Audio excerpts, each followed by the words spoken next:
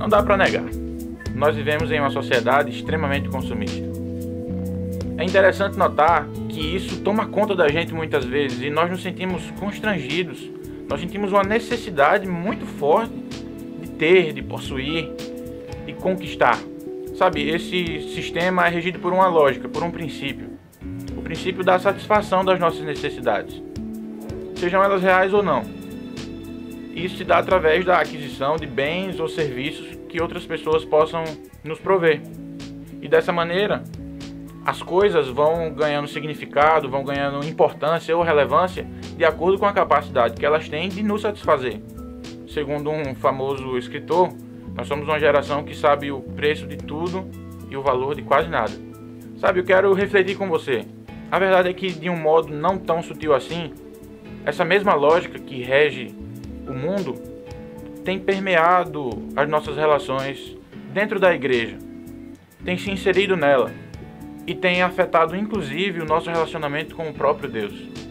Não é difícil notar que, para muitos, Deus se tornou como um mero provedor de recursos materiais.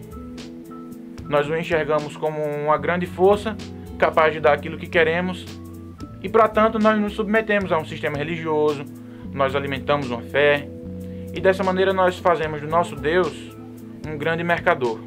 A igreja, o espaço da comunhão dos santos, se tornou um espaço como esse, uma feira, um shopping, um lugar em que eu devo ir, oferecer algo, a fim de obter a coisa desejada.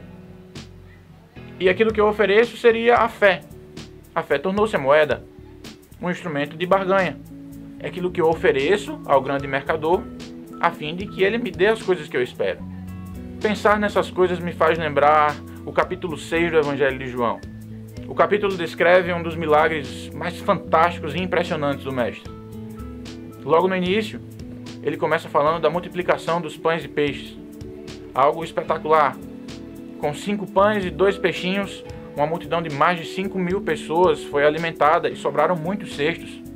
Logo em seguida, as pessoas, maravilhadas com o que acabavam de ver, queriam ver mais, queriam experimentar mais do poder de Deus.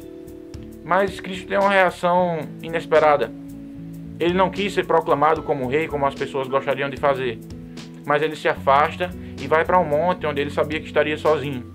No dia seguinte, as pessoas ansiavam por mais milagres, por mais multiplicação.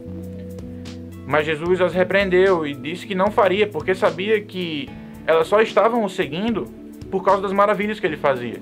E ainda no capítulo 6, já no seu final, Cristo fala uma mensagem muito pesada e bastante confrontadora a respeito do pão da vida. Ele afirmou que aquele que não bebesse do seu sangue e comesse de sua carne não receberia vida. Isso assustou muito. As pessoas se sentiram afugentadas e, de fato, elas foram embora, com exceção de 12, os 12 discípulos. Sabe, é interessante notar que Jesus tinha poder para continuar satisfazendo e alimentando aquela multidão, multiplicando pães, peixes, transformando água em vinho. Enfim, ele era poderoso para isso, mas ele preferiu não fazê-lo. Quando as pessoas começaram a desejar mais as obras de suas mãos do que a ele próprio, ele se retirou. Ele não quis a bajulação, ele não quis o reconhecimento, ele se isolou. Humanamente falando, para Cristo teria sido até mais fácil continuar fazendo milagres para impressionar as pessoas. Dessa maneira ele teria sido feito rei, seria aclamado, teria muitas pessoas a seu serviço, mas não foi isso que ele quis. Ao invés da multidão, ele preferiu discípulos. E é sobre isso que nós estamos falando. Nós somos consumidores ou somos discípulos de Deus? Baseado nessas coisas, eu tenho 3 humildes conselhos para você. O primeiro deles é: não transforme sua fé em uma moeda. Não faça dela um instrumento de barganha.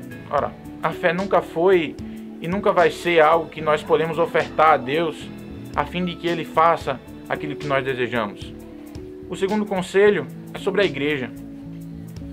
Não transforme a igreja em um espaço de negociação. É lá que nós somos exortados, que nós somos edificados, a fim de estarmos aptos a exercer a nossa vocação e a cumprir o nosso papel como filhos de Deus e não como clientes dele. terceiro conselho é sobre o próprio Deus. Ele não quer negociar com você. Ele quer abençoar você. A verdade é que Ele te ama mais do que você se ama. A verdade é que se o seu coração estiver direcionado ao reino de Deus, nada vai lhe faltar. É isso que a Bíblia nos fala. Entregue o teu caminho ao Senhor, confie nele, e o mais Ele fará. A Bíblia nos fala que Ele tem pensamentos de paz e não de mal a nosso respeito.